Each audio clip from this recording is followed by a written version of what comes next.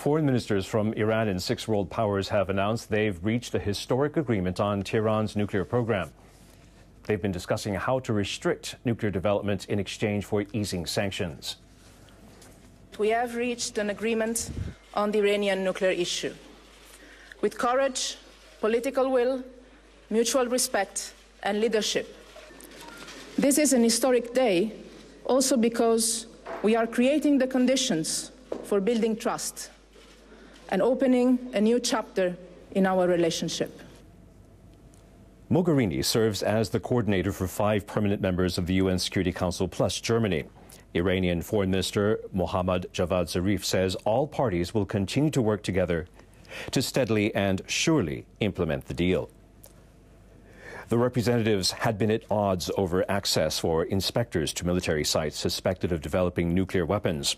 Another sticking point had been Iran's insistence that a UN weapons embargo on the country be lifted. Iranian President Hassan Rouhani welcomed the deal. He said on Twitter, the deal shows that constructive engagement works. He added new horizons will emerge with the unnecessary crisis resolved. U.S. President Barack Obama says the agreement is significant for world peace. Because of this deal, the international community will be able to verify that the Islamic Republic of Iran will not develop a nuclear weapon. This deal meets every single one of the bottom lines that we established when we achieved a framework earlier this spring. Every pathway to a nuclear weapon is cut off. But Israeli Prime Minister Benjamin Netanyahu sees it differently. He regards Iran's nuclear development as the gravest security threat to his country. Our concern, of course, is that the militant Islamic State of Iran is going to receive a sure path to nuclear weapons. Netanyahu says Iran would be able to get funds to pursue its aggression and terror in the region and around the world. We now take a look back at the development of Iran's nuclear program and how the international community has responded. Iran's nuclear program first came to light in 2002. Members of the country's opposition revealed the existence of secret nuclear facilities. Iranian officials said the facilities were for peaceful purposes, including power generation. But the international community suspected Iran might be developing nuclear weapons. Since 2006, the UN Security Council has adopted resolutions against the country calling for the suspension of its nuclear program. In 2011, the International Atomic Energy Agency reported that Iran was taking part in activities that were relevant to the development of nuclear weapons. This prompted the United States and the European Union to toughen their sanctions against Iran. The sanctions included an import ban on Iranian crude oil. Israel showed signs of launching preemptive attacks against Iran's nuclear facilities. Tensions rose quickly in the Middle East. This fueled speculation that the nuclear issue could become a potential flashpoint for military clashes in the region. But a turning point came in 2013 when Hassan Rouhani took office. The new president called for dialogue with the international community. In November of that year, Iran reached an initial agreement with 6 world powers. The agreement called on Iran to limit its uranium enrichment in return for easing some economic sanctions against the country. In April, the 2 sides agreed on a framework deal that paves the way for a comprehensive agreement. Under such an agreement, the U.S. and European nations would lift their sanctions once they confirm that Iran has sharply limited its nuclear program. Iran and the 6 countries hoped to strike a final deal by the end of last month. But they have extended the deadline 3 times as the negotiations proved difficult.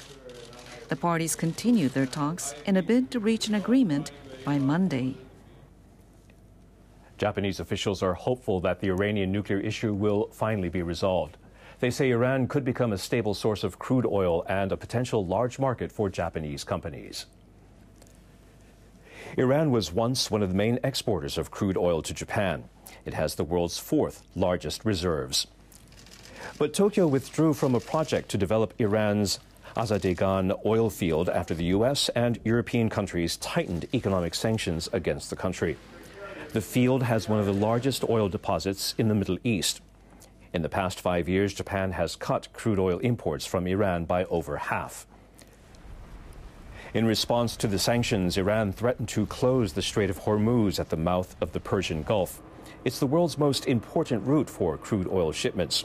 This prompted crude oil prices to rise and gasoline prices to spike here in Japan. Resolving the nuclear issue may also pave the way for Japanese firms to enter Iran's market, which has 78 million consumers and rich resources. Now, joining us here in the studio is Koichiro Tanaka. He's the managing director of the Institute of Energy Economics, Japan, and also an expert on Iran. Thank you very much for joining us today. Thank you for having me. So why has it taken so long for negotiators to reach an agreement? Well, I think there were important differences amongst how the countries that are at the table consider the framework agreement that was reached upon in April 2nd. That was supposed to sort out a lot of issues, but still there had been sticky issues that remained until today, until the very end, that made it very difficult for the countries to agree upon. And not also that, but when the countries came back to Vienna for this final negotiation, then they realized that certain countries added additional, demands or certain red lines that made it even more difficult to agree. What is your take on the final agreement? Well, I would say that is a very good deal. I mean, it is quite reasonable, practical, and pragmatic on the stance that the parties have shown today. Take for, say, the sanctions relief, the comprehensive sanctions relief that the EU foreign policy chief has talked about, is that it would be a comprehensive relief. But at the same time, as I understand, there is sort of a time frame added to that, and the time frame is quite, say, attached to or relevant to the, inspections or the verification process taken that is to be followed by the IAEA. So it won't happen today. Even immediately after signing this agreement, and it might take maybe half a year, maybe a year, so. So it won't happen today, and it's sort of a phased approach. So both parties, I believe, have given up their initial demands. Well, this agreement is very advantageous, economically speaking, to Japan. So you're saying Japanese companies will have to wait probably a year? Well, yes, I think they would start their initial, say, approach to Iran and heading back to the original positions regarding their businesses to Iran, with Iran. But I think it's going to take time, and then they will still have to wait until the time is right. And apart from that, I think when it comes to the implementation of this entire process that is going to happen, that is going to follow, one thing that we shouldn't forget is that every country or every party should be on the same page. Not like what happened after the framework agreement of April, when later they found out that some of the interpretation was different from each other. This time I hope that's not the case.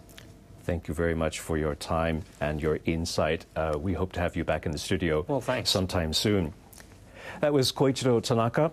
He's the managing director of the Institute of Energy Economics Japan and also an expert on Iran. Thank you very much. Thanks for having me.